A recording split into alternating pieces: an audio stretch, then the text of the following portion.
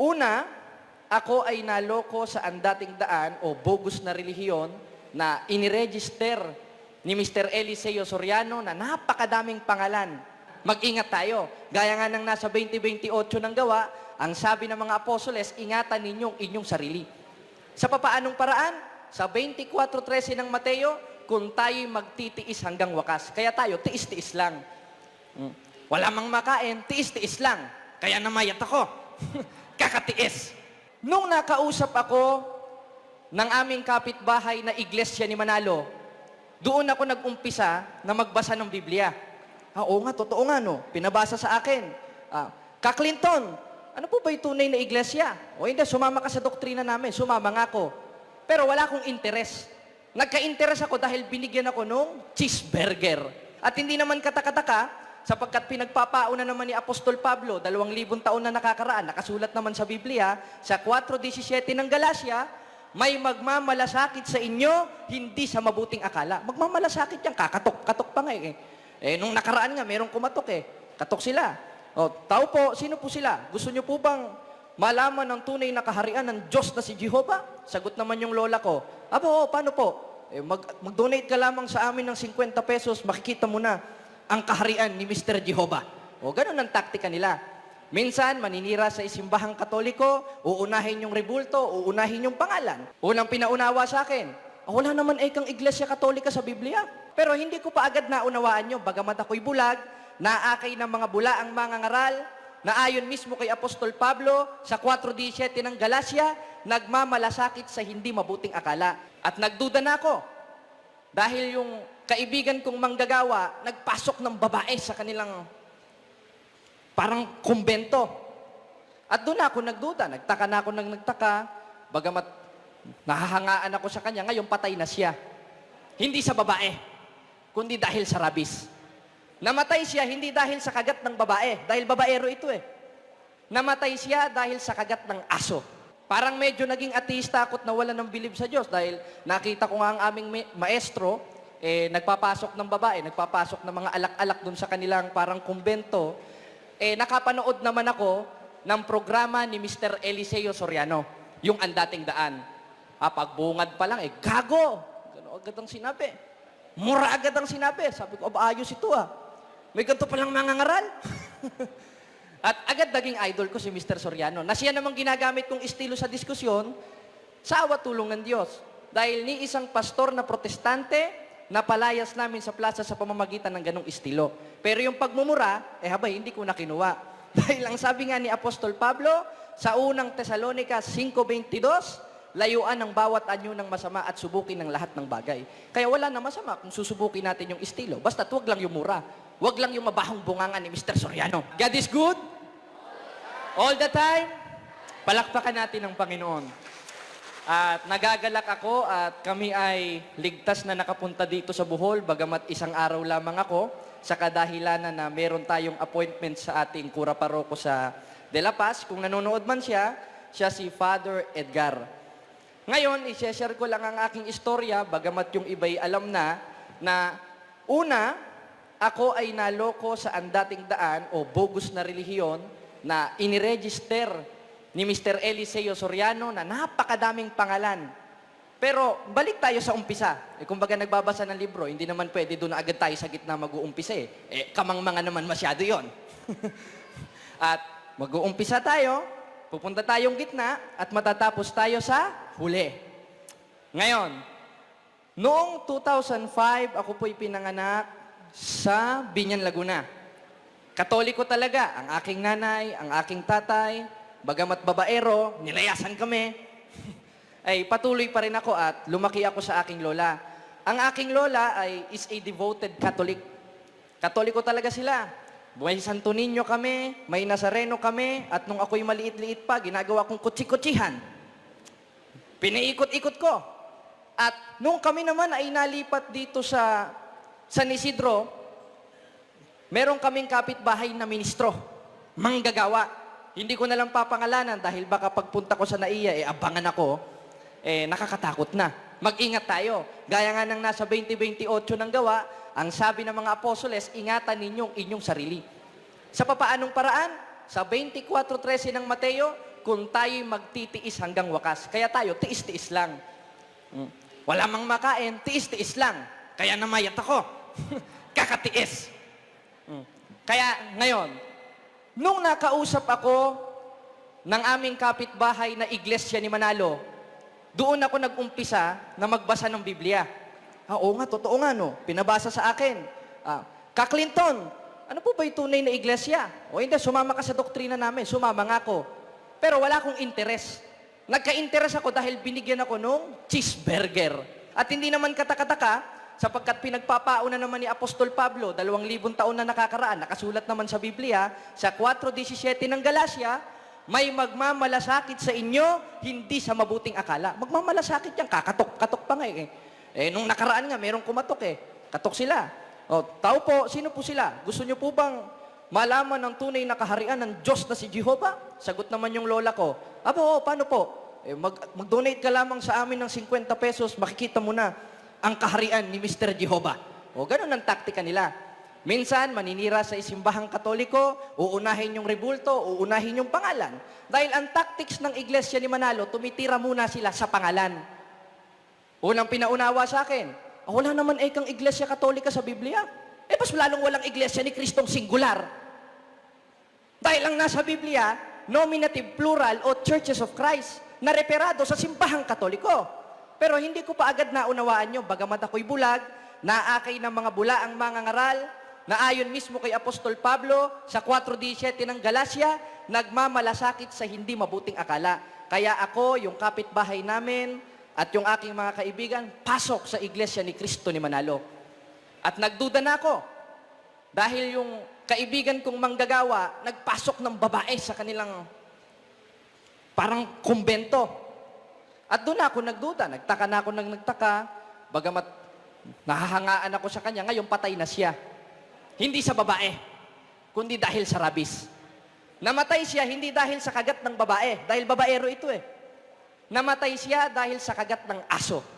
Kaya ipanalangin natin ang kanyang kaluluwa, si Clinton, dahil siya ang unang naging mentor ko sa Iglesia ni Cristo ni Manalo. At sa sobrang talino niya, ang naituro niyo sa aking talata, 16 ng Roma at 8:40 ng 1. Ayun lang. At ngayon, pagkatapos noon, naglaylo ako.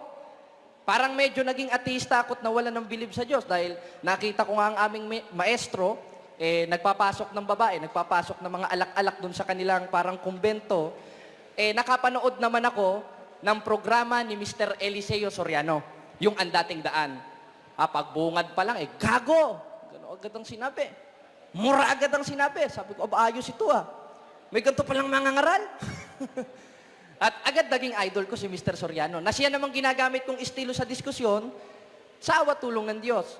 Dahil ni isang pastor na protestante, napalayas namin sa plaza sa pamamagitan ng ganong estilo. Pero yung pagmumura, hindi ko na kinuha. Dahil ang sabi nga ni Apostol Pablo, sa unang Tesalonica 5:22, layuan ang bawat anyo ng masama at subukin ng lahat ng bagay. Kaya wala na masama kung susubukin natin yung estilo. Basta't wag lang yung mura. Wag lang yung mabahong bungangan ni Mr. Soriano. Dahil baka makahawa pa ako sa aking mga kapatid. Dahil ang masamang kasama sa 15:33 ng unang Korinto, sumisira ng magandang ugali. Kaya nung una, nasira ang ugali ko, naglaylo ako sa Iglesia ni Cristo ni Manalo, at naging basagulero. Dahil sa kanila. Kaya lahat, hinahamon ko ng suntukan. Sa palengke, sa kanto, ako ang laman ng barangay. Kaya kung nanonood man yung kapitan sa aming barangay, siguro, namayapa na rin yun, si Kapitan Boy Marpil, kilala niya ako dahil ako ang pabalik-balik sa kanila noong 2020 hanggang 2021. At sunod nun, naanib na ako sa iglesia ni Soriano o tinatawag na Ang Dating Daan o Iglesia ng Diyos kay Cristo Jesus. Malaman, at nakasalamuha ko rin si Daniel Rason, ang kanilang kinikilalang sugo, na bagamat ngayon ay patay na si Eli Soriano, siya nang pumalit. Hindi na sugo, subo na. Dahil yung mga miyembro, napasubo na. Katakot-takot na target, katakot-takot na pera, katakot-takot na mga assignment na pinapagawa nila na hanggang ngayon pabigat pa rin sa kanilang mga miyembro. Kaya ako, naglaylo rin sa kanila, bagamat kinikilala ko siyang sugo, At yung iba pa, yung mga KNP, sila Mel Magdarao, yung nakausap ni Father Darwin, kilala ako niyan. Sila Josel Malyari, nakasama ko yan. Pero simula noon, lumabas na ako sa kanila. Sa kadahilanan na yung itinuturo ni Daniel Rason, iba na sa itinuturo ni Mr. Eliseo Soriano. Bakit? Dahil nung panahon ni Mr. Eli Soriano, pwede ang diskusyon. Kaya nangangalat-ngalat sila. Ang top na nakakalaban nila, yung SPMS o yung St. Peter's Man Society. Sila Mr. Froilan Garza, iba pa, hindi ko nakilala yung iba, mga ulyanin eh. At yung iba-iba pa nilang mga debatidor. At simula noon, nung buhay pa si Eli Soriano at nung namatay na, iniba na ang aral. Ang dami nang nagtaka. Maski ako, nagtaka na rin. Nagtanong ako sa manggagawa, bawal magtanong sa kanila eh. Samantalang yung tunay na Kristiyano, sa 3:15, sa unang Pedro, handa dapat sa pagsagot. Doon na kami nagkaroon ng pagdududa nung ako'y naanib sa iglesia ni Soriano o tinatawag na Members Church of God International. Hindi lang ako, kundi kami ng mga kasama ko. Sabi ko, bakit ganito nang tinuturo dito? Hindi na ito itinuro ng ating dakilang sugong si Mr. Soriano. Dahil ang pagkakilala namin doon, sugo, alagad sa Ginoo, alagad sa Diyos. Pero may ginagawa pala siya na hindi nasanggaling sa Diyos at yun ang pakikiapid sa kapwa lalaki na siyang gawa ng laman sa 5:19 ng Galacia. Kaya napapagtanto nyo, talagang ang lambot niya kumilos, ano? Sino po nakapanood nung ang dating daan? Ayun, si Bro ano? Ayan, makikita nyo, lambot-lambot siya kumilos. Kaya ang iglesia naman ni Manalo, pinaparatangan siya na bakla, pero itinatago lang naming mga member. Pero alam namin sa sarili namin na si Mr. Eli Soriano ay bayot talaga. Bakla talaga. Tinatago lang namin. Kaya yun ang nahawa sa akin. Kaya yung kilos ko minsan, pag nakikipag-diskusyon, bakla na rin. Kaya yung nakadiskusyon ko si Bro Jando Alabado, ang akala ni Bro Jando, bayot rin ako. Mapapansin nyo. Kaya yon, balik tayo sa istorya. Kami ay nagliwaliw at kami ay umalis nung namuno na si Daniel Rason. At gumawa kami ng sarili naming grupo at ako ang namuno at ang pangalan ay Iglesia ng Diyos kay Kristo Jesus. Katulad rin ng kay Eli Soriano, ang kinikilala naming sugo, si Eli Soriano. Ang kinikilala naming propeta, si Eli Soriano. Pero ako nagtuturo sa kanila. Ngayon, ako rin ang naging kanilang debatidor at inihahain lalo na sa mga CFD. Kaya kung napanood nyo po yung punto por punto noon, kadalasang kamurahan ko si Bro Jando Alabado. Halos kada papasok ako sa Zoom, walang araw na hindi kami nagmumurahan ni Bro Jando Alabado na sa pagkapikon ko, tinataas ko na lang ang aking talampakan. Galit na galit siya. Talagang high blood sa akin ito, si Bro Jando noon. Halos makamagsuntukan pa nga kami kung nagkataong talagang magkalapit kami noon at hindi sa Zoom. Ngayon, nagkahamunan kami. Gumawa kami ng tema dahil ang akala ko, ang makakalaban ko ay si Father Darwin Gitgano. Dahil kaming mga MCGI, talagang high blood kami kay Father Darwin Gitgano. High blood kami kay Father Darwin. High blood kami kay Brother Jando. Katunayan, yung isang lokal sa De La Paz, kilala si Bro Jando. Ang tawag pa nga sa kanya, Jandugong. At doon ko nakuha sa MCGI yung pangalan na yon. Ang itinawag naman sa akin ni Bro Jando, Albasura. Bas malala. At yun, nagkahamunan na kami. At hindi ko alam na yung paghahamon pala na yon, yung pala ay magiging kasangkapan ng Diyos upang maibalik ako sa tunay na iglesia ng Diyos na hindi bogus, kundi si Kristo mismo ang nagtayo. 2,000 taon ang nakakaraan. Kaya sumabag ako, gumawa kami ng tema, patutunayan ko na si Santa Maria ay hindi ina ng Diyos ayon sa Biblia. Una pa lang, kampante na ako. Sino pa yung makakalaban ko? Ito, ba't ang pangit naman yan? Sabi ko. Ano ba yan? Alima? Kaya ang tawag ko pa kay Bro Paul Alima, sino ba? Alimango ba to? Ano ba klaseng alimango ito? Ano ba klaseng talangka itong makakalaban ko? Yung pala, pagpunta namin, winelcome agad ako ni Bro Kaloy. Palakpakan natin si Bro Kaloy. Kaya wala dapat ikatakot itong mga SDA na ito, lalo na itong sila Chris Bacalaris eh. Ba't sila natatakot dumayo ng Bohol? Samantalang ako nung protestante, winelcome ako, may accommodation ako, may pagkain pa ako. Awa tulong ng Diyos. Kaya yung mga sinasabi nila na papatay daw dito, kukuyugin daw, di totoo yun. Kasinungalingan yun. Hindi nasanggaling sa Diyos yun, kundi sa Diablo, gaya ng nasa 8:44 ng 1. Ngayon, nagpirmahan kami. Patutunayan ko si Santa Maria ay hindi ina ng Diyos ayon sa Biblia. Ang akala ko si Bro Paul, maliit na lalaki lang.